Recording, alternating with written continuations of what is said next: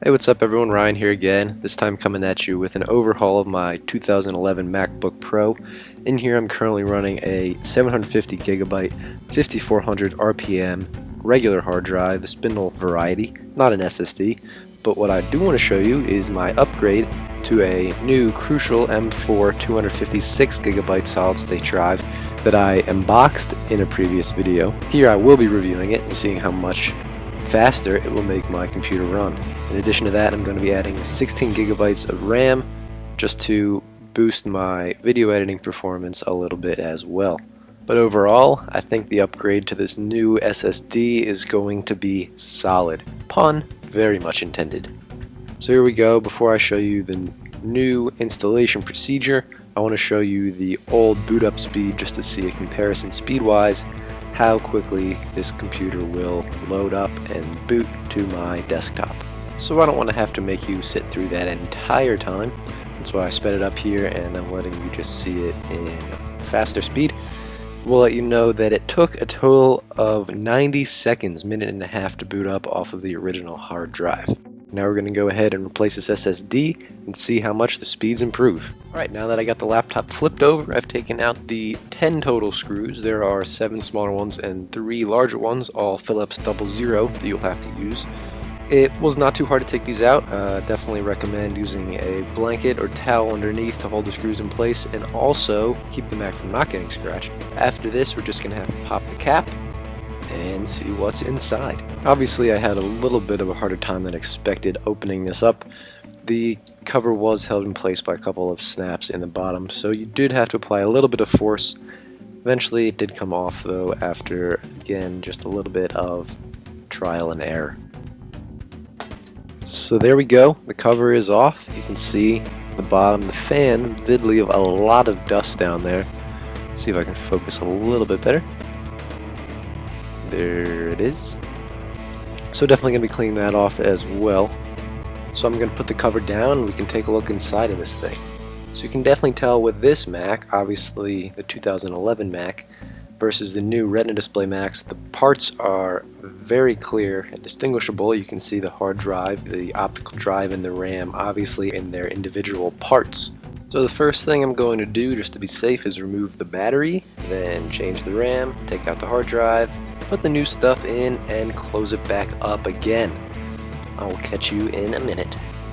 So before I started installing the new parts, I just wanted to go ahead and show you what's actually in my 2011 MacBook here, only because in the new Retina display MacBooks nothing looks like this. There's no removable parts. iFixit called it the most unrepairable Mac computer out there, and here I just wanted to show you the different parts. So in this one you can see the hard drive and the RAM, the optical drive.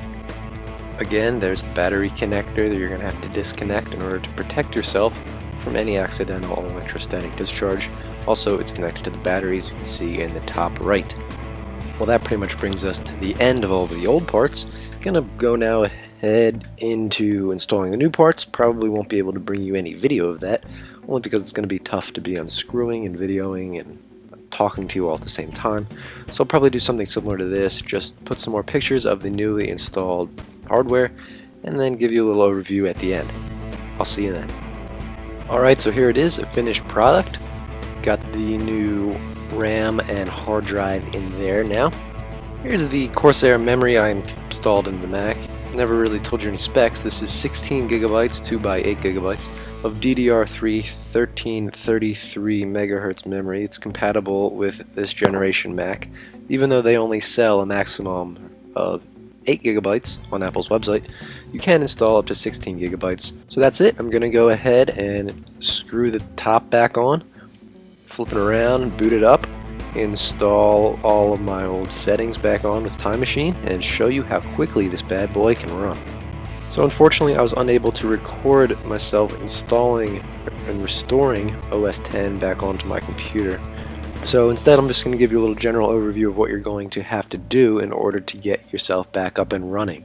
As you can see, you're going to need a little USB thumb drive greater than 1 gigabyte to install Apple's OS recovery data, which is available on their website. I will provide a link below.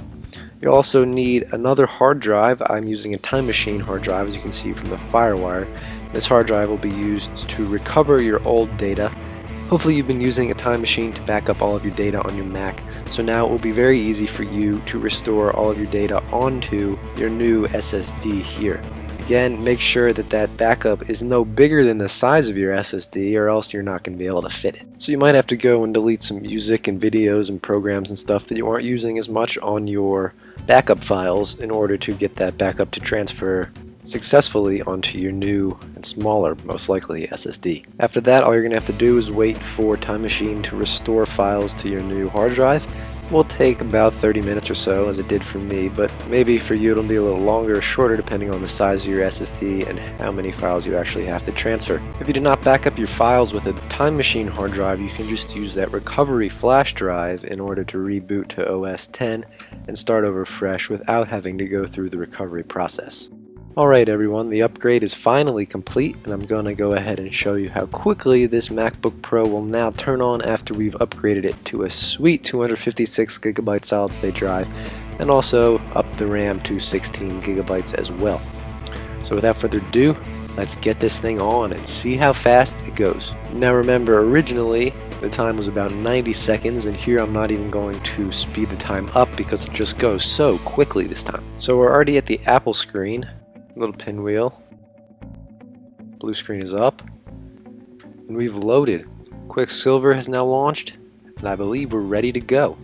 A whopping 20 seconds that time. Wow. It's nearly a third, less than a third of the boot time before, and very comparable to the new Retina display boot times, which are about 12 seconds. Well, that's it for this video. Thank you guys for watching. Sorry it got a little bit lengthy. As always, if you have any questions or comments, let me know in the comments section below, or send me a message on YouTube. Again, thank you for watching, and I'll talk to you next time. See ya.